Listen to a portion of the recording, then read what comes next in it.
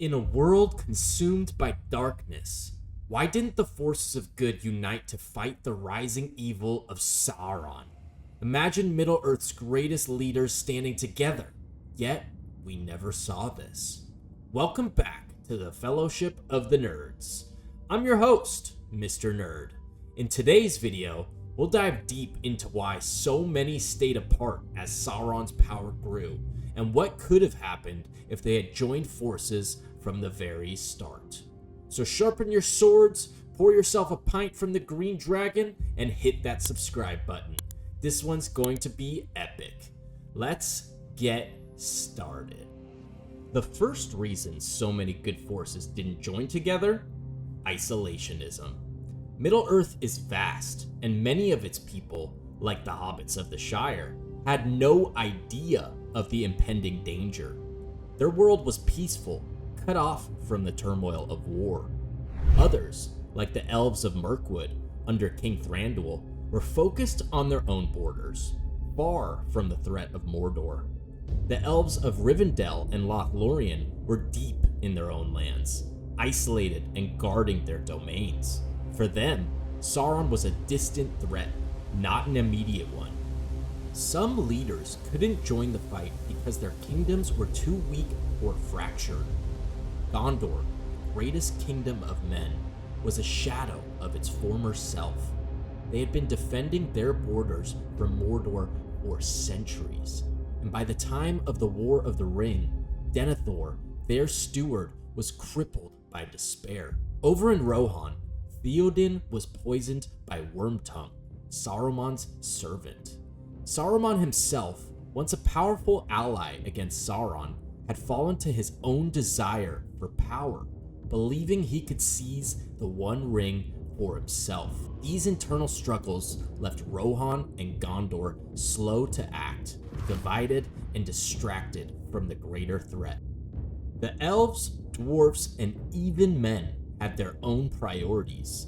The dwarves, especially, were concerned with their own realms. Erebor and the Lonely Mountain were recovering after the death of Smaug, and the dwarves' focus remained on rebuilding their wealth and strength.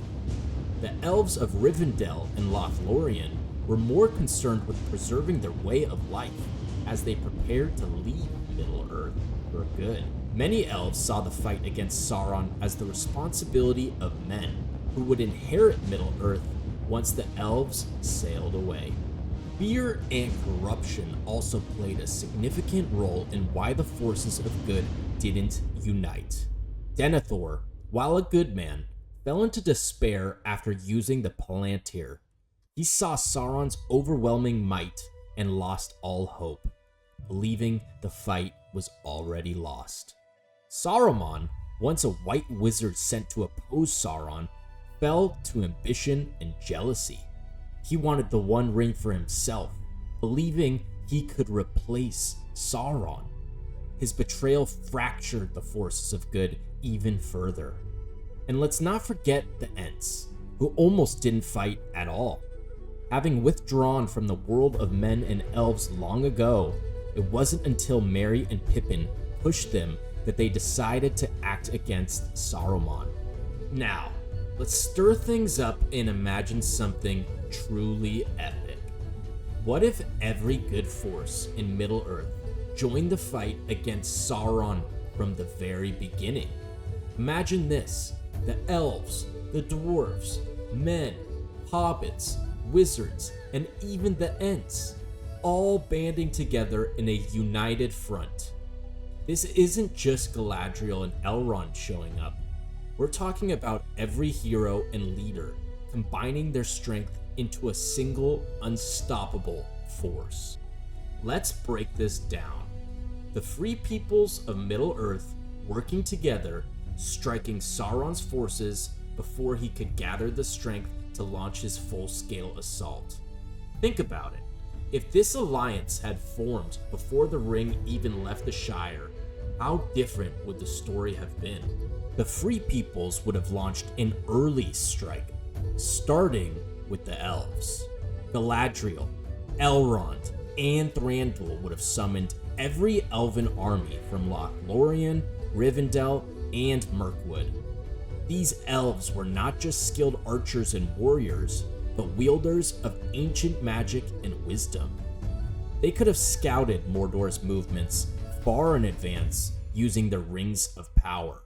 With elves leading the vanguard, they could have pushed deep into Mordor's borders, confronting Sauron's forces before they could fully mobilize. Alongside the elves, the dwarves from Erebor, led by King Dane Ironfoot, would bring their heavy armor, devastating warhammers, and unmatched siege capabilities. The dwarves would have focused on strategic strongholds like Minas Morgul and the Black Gate, smashing Sauron's defenses with brute force. Meanwhile, the Kingdom of Gondor, under a more hopeful and focused Denethor, would have joined forces with Rohan, led by rejuvenated Theoden. The armies of Gondor and Rohan combined would be formidable. Imagine tens of thousands of riders from Rohan galloping across the plains, backed by Gondor's disciplined infantry and archers. They would have secured the lands of Ithilien early on, preventing Mordor's orcs and Sauron armies from crossing the river and invading Gondor's territories. And this time, instead of staying neutral, the lesser-known kingdoms of men, like the northern Dunedain led by Aragorn and the people of Dale, would rally to the cause. This alliance of men would stretch across all of Middle-earth, forming a unified human front that would have blocked Sauron's advances on multiple fronts. With the wise leadership of Gandalf, Radagast, and the Blue Wizards, their influence would have been key. Gandalf's ability to inspire and organize resistance, combined with Saruman's knowledge of Sauron's strategies, would have allowed them to coordinate the battle plans. But more than that, the Ents of Fangorn Forest, the ancient tree herders led by Treebeard, would have joined the fight far earlier. Their immense strength and size could have been devastating to Sauron's war machines and orc armies. Instead of waiting for Saruman to attack them, the Ents could have marched on Isengard while it was still weak, ensuring Saruman's treachery never had a chance to blossom. And of course, let's not forget good old Tom Bombadil.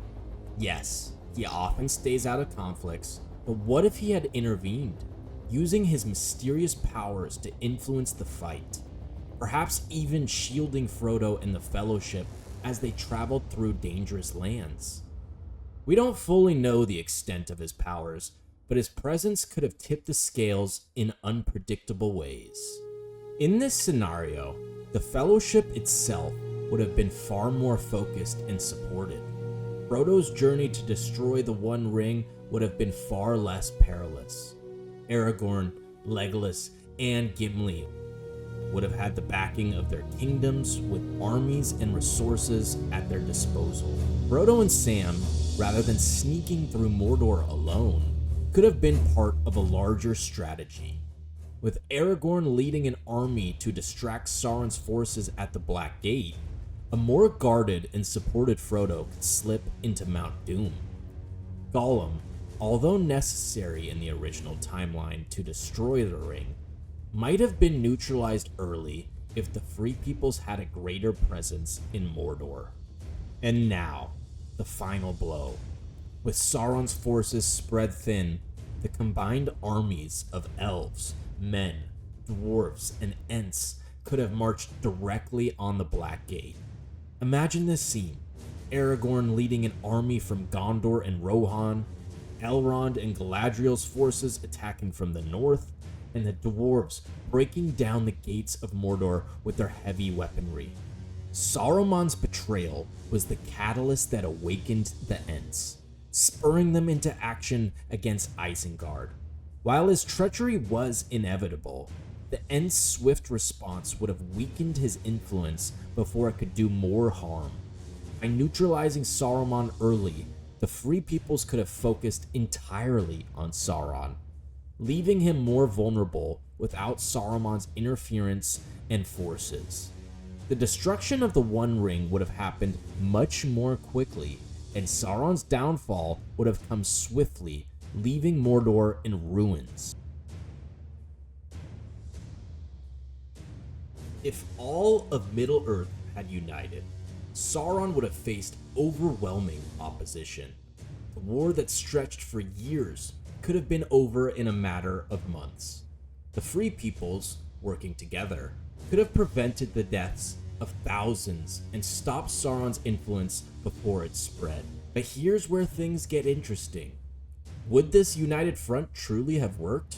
Or would the age-old rivalries between elves and dwarves, men and wizards, have caused cracks in their alliance? Let us know in the comments. Do you think Middle-earth's united front would have succeeded, or would their differences still have caused them to fail? Thanks for watching. If you enjoyed exploring this alternate version of Middle-earth, don't forget to like, subscribe, and hit that notification bell. What do you think would have happened if all the Free Peoples united from the beginning? Let us know in the comments below. And until next time, keep exploring the untold stories of Middle-earth.